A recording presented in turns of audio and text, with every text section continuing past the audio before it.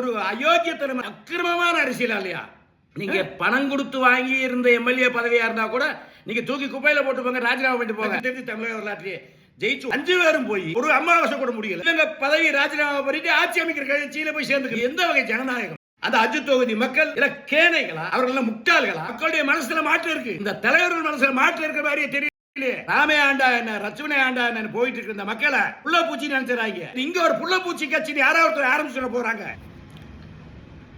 வணக்கம் நாட்டு மக்கள் அனைவருக்கும். என்னங்க நடந்துகிட்டு இருக்கு இந்த நாட்டில்?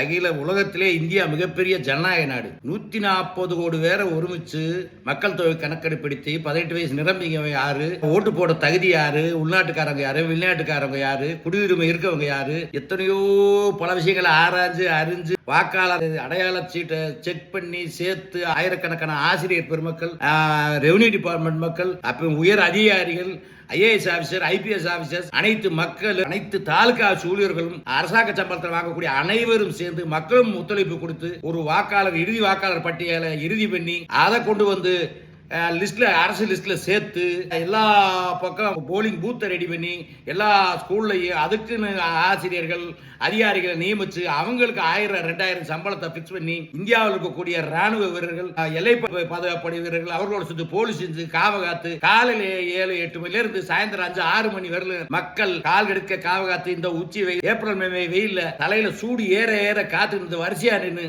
இத்தனை காலமா ஓட்டு போட்ட மக்கள். எனக்கு தெரிஞ்சு, எனக்கு விவரம் தெரிஞ்சு 59 வயசாக போது, எனக்கு நினைவு தெரிஞ்சு கடந்த எத்தனையோ தேர்தல் 2026 நடந்த தேர்தல் எல்லாரும் தெரிஞ்சதா பொதுமக்கள் தேர்ந்தெடுக்கப்பட்ட 236 கிட்டத்தட்ட 90% தேர்ந்தெடுக்கப்பட்ட அனைத்து எம்எல்ஏக்களும் அதிகமா காசுக்காக தேர்ந்தெடுக்கப்பட்டவர்கள் அல்ல. வேற நகைக்கோ பணத்துக்கோ பொருளுக்கோ மூக்குத்திக்கோ குக்கருக்கோ குடத்துக்கோ வேற எதுக்குமாகவோ ஓட்டு போடுற மாதிரி தெரியல.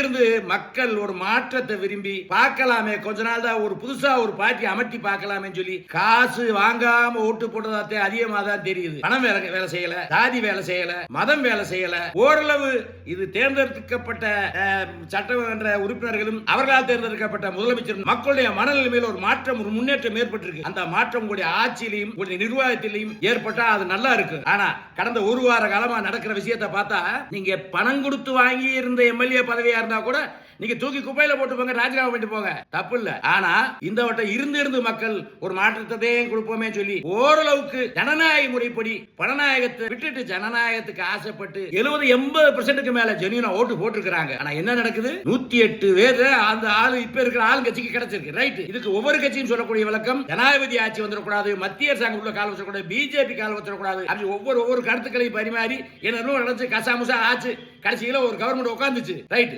அவராவது அவர் ஆட்சியை பார்த்து மக்கள் மாற்றத்தை கொடுத்தா அது மிக்க மகிழ்ச்சி ஆகும். ஆனால் என்ன நடக்குது?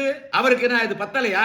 108 பேரை வச்சுட்டு நான் 5 வருஷம் ஆட்சி ஆள முடியாது, எனக்கு இன்னொரு 10-15 வருஷம் நல்லா இருக்குன்னு யோசிச்சா அதுக்கு நல்ல வழியா தான் போகணும். ஏன் இதே தமிழ்நாட்டில் 96 பேர்த்த வச்சுட்டு ஒரு ஆட்சி நடத்தலையா ஒரு சர்க்கார்? மனம் இருந்தா மார்க்கம் இருக்கும். அம்பாசமுத்திரம், பெருந்துறை, தாராபுரம், இது மாதிரி ஒரு 4-5 தொகுதிகள்ல அந்த தொகுதி மக்கள் அன்னைக்கு சம்பளம் வாங்கிட்டு வந்து ஓட்டு போடல.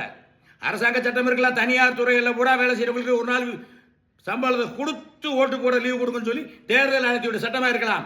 ஆனா அனைவரும் சம்பளத்தை வாங்கிட்டு இருந்தா ஓட்டு போட்டது மாதிரி எனக்கு தெரியல.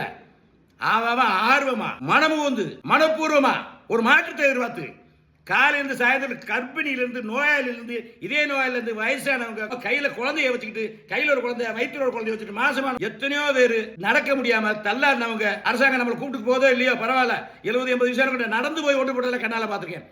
அப்படி காசோ பணமோ ஜாதியோ மதமோ பார்க்காம ஓட்டு போட்டு தேர்ந்தெடுத்தவர்கள் 5 பேர் 10 நாள் 15 நாள் கூட ஆகல. நீங்க நினைச்ச கவர்மெண்ட் இருக்கணும், நீங்க நினைச்ச முதலமைச்சர் இருக்கணும், இல்லாட்டி அந்த முதலமைச்சர் உங்களுக்கு சாதகமா இருக்கணும். அதுக்கு என்ன செய்யலாம்? தேர்ந்தெடுக்கப்பட்ட பதவியோட போனா கட்சி பதவி உயருமோ, அப்ப கட்சி பதவியையும் காப்பாத்திக்கணும். நம்ம ஆளுங்கட்சியில இருக்கணும், அதனால சலுகைகள் அனுபவிக்க முடியும். அப்ப அந்த ஆளுங்கட்சிக்கு போகணும். என்ன வழி?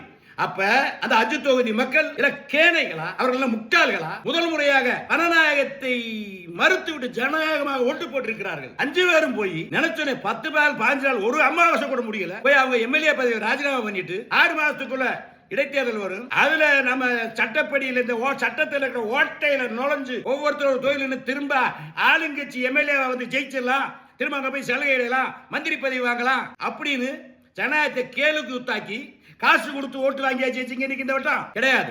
எல்லாத்துக்கும் பத்திரிகையாளர் பாக்குறவங்க ஜனங்க அத்தனை பேருக்கு தெரியும். மக்கள் பணம் கொடுத்தது யாரோ, ஆனா ஓட்டு போட்டது யாருக்கோ. மனசாட்சி பூர்வமா ஓரளவு மாத்தி போட்டுருக்காங்கன்னே வச்சுக்கிருவோம். இப்படி போட்டா நீங்க அவங்களுக்கு கேட்டுத்தேனே இந்த 5 பேர் எம்எல்ஏ நீங்க அந்தந்த தொகுதி மக்களை கேட்டுத்தேனே எம்எல்ஏ நீங்க தெருவா போய் கையெடுத்து கூப்பிட்டு காலை விழுந்து ஓட்டு வாங்கினீங்க. இப்ப 5 பேர் பதவி ரிசைன் பண்ணதுக்கு ஒவ்வொருத்தரும் அந்த தொகுதியில ஒரு தெருவுக்கு ஒருத்தரையே கேட்டிருப்பீங்களா, ஒரு பகுதிக்கு ஒருத்தரை கேட்டிருப்பீங்களா, ஒரு 300 பூத் இருக்குன்னா பூத்துக்கு ஒரு ஆளையோ கேட்டிருப்பீங்களா? யாரை கேட்டீங்க? ஒரு விஷயத்துக்கு செயற்குழு பொதுக்குழு முடிவு கேட்டு சொல்லப்படும். அதை எல்லாமே கட்சி உறுப்பினர்கள் கேட்டுக்கிறீங்க, பொதுக்குழு உறுப்பினர்கள் கேட்டுக்கிறீங்க, புதுக்குழு உறுப்பினர்கள் கேட்டுக்கிறீங்க. ஆனா உங்களுக்கு ஓட்டு போட்டு ஏதாவது செய்வாங்களா எதிர்பார்த்த இந்த மக்களை கேட்க மாட்டீங்க. இது எந்த ஒரு ஜனநாயகம்? உலகமே பார்த்து புறாம போடுறது இந்திய ஜனநாயகத்தை பார்த்து. மற்ற அமெரிக்கா ஜனநாயகம் சொல்லி கூட 140 கோடி பேரை கொண்ட ஜனநாயகம் உலகத்திலே எதுவும் கிடையாது. இது நம்ம நாட்டின் பெருமை. பல மொழி, பல கலாச்சாரம், பல மதம், பல ஜாதி, பல இனங்கள், ஏழை பணக்கார கோடீஸ்வரர் அத்தனை பேர் கலந்து அதிகப்படியா 140 கோடி பேர் ஜனத்தை கொண்ட ஒரு இந்திய மாநிலம், ஒரு புண்ணிய பூமி. இதுல இந்த வட்டம் நடந்த தேர்தல் பரவாயில்லையே மாற்றம் இருக்குன்னா மக்களுடைய மனசுல மாற்றம் இருக்கு. இந்த தலைவர்கள் மனசுல மாற்றம் இருக்கிற மாதிரியே தெரியல. மாற்றம் இருக்கு. எனக்கு தெரிஞ்சு தமிழக வரலாற்றிலே ஜெயிச்சு ஒரு அமாவாசை கூட முடியாம பதவி ராஜினாமா பண்ணிருக்காங்கன்னா அந்த மக்களை கேட்காம அப்ப இவங்களுடைய சுயலத்துக்காக இவங்க ஜெயிக்கணும். இவங்க நினைச்ச இவங்க நின்ன கட்சி ஆட்சி அமைக்கணும். இல்லாட்டி இவங்க பதவி ராஜினாமா பண்ணிட்டு ஆட்சி அமைக்கிற கட்சியில போய் சேர்ந்துக்கணும். எந்த வகை ஜனநாயகம் இது? யார் கேட்குது? இது மகா கேலி கூத்தா, ஒரு அயோக்கியத்தனமான அக்கிரமமான அரசியல் இல்லையா? சுப்ரீம் கோர்ட் நீதிபதி ஐயா மாண்புமிகு மதிப்பிற்குரிய சூரியகாந்த் ஐயா அவர்கள் இந்த அடிக்கடி எதுக்கட்டாலும் கேஸ் எது போட்டு பிரச்சனை பண்ணக்கூடிய ஆட்களை காக்ரோச் மாதிரி மூட்டை பூச்சி மாதிரி சொல்லிட்டாருன்னு சொல்லி கோடிக்கணக்காரர் ஃபாலோ பண்றாங்க. ஒரு வெளிநாட்டில் உட்காந்துட்டு ஒரு ஆள் ஃபாலோ பண்றாருன்னு சொல்லி அது ஒரு புரட்சி மாதிரி பாக்குறாங்க. அது ஒரு சம்பவமா வச்சுக்கணும். ஆனா தமிழ்நாடு மட்டும் எனக்கு விவரம் அமைதி பூங்காவே இருந்திருக்கு. இங்க இருக்கவங்கள ஆக்ரோச் இல்ல. இங்க ஒருத்தர் மூட்டை பூச்சி கட்சி ஆரம்பிக்கிற மாதிரி நம்பி கொடுத்தது வேணாம். சிச்சி அது தப்பு. மூட்டை பூச்சினா கூட அது உங்களோட சொந்தம் இருக்கு. பொதுமக்கள் ரத்தத்தை உரியிற மூட்டை பூச்சியா இருக்கும். மிதிக்க அதுக்கு தொல்லை பண்ண ஓடி ஒதுங்கி மண்ணுக்குள்ள ஒழியும். தமிழ்நாட்டுக்குள்ள சொல்லுவாங்க புள்ள பூச்சி பாவம் சொல்லி புள்ள பூச்சி கொடுக்கு முளைச்சான்னு. தமிழ்நாட்டு புள்ள பூச்சிகளுக்கு கொடுக்கு முளைக்கணுமா? புள்ள பூச்சி நிமிந்து பார்க்கணுமா? இங்க எல்லாம் காக்ரோச் பேர் எடுபடாது. பாவம் அரசியல்வாதி என்ன செஞ்சாலும் அன்றாட வேறு சிந்தி அவங்கவங்க உழைச்சு பொழைச்சு அப்பாவி மக்கள் அவங்களா முயற்சியில படிச்சு பொழைச்சிட்டு தமிழ்நாடு ஜாதி மதத்தை விட்டுட்டு மதச்சார்பற்ற மாநிலமா எந்த ஒரு ஏற்றத்தாலும் பார்க்காம 90% தமிழ்நாடு மக்கள் அப்படியே வாழ்ந்துட்டு இருக்காங்க. அப்படி பொறுமையா ஆமே ஆண்டா என்ன ரச்சுவனை ஆண்டா என்ன போயிட்டு இருக்க இந்த மக்களை புள்ள பூச்சி நினைச்சாங்க. இங்க ஒரு புள்ள பூச்சி கட்சி யாராவது ஆரம்பிச்சு போறாங்க. மதிப்பிற்குரிய மாண்புமிகு சட்டமன்ற உறுப்பினர்களே, அமைச்சர் பெருமக்களே, புதிதாக வந்திருக்கும் முதல்வர்களே, ஆளுங்கட்சி தேர்தல், எதிர்கட்சி தேர்தலே அனைவரும் இந்த அனைத்து தமிழ்நாட்டு மக்களின் ஆதரவாக இதை எடுத்துக்கொள்ளுமாறு பணிவோடு கேட்டு வருகிறேன். வணக்கம்.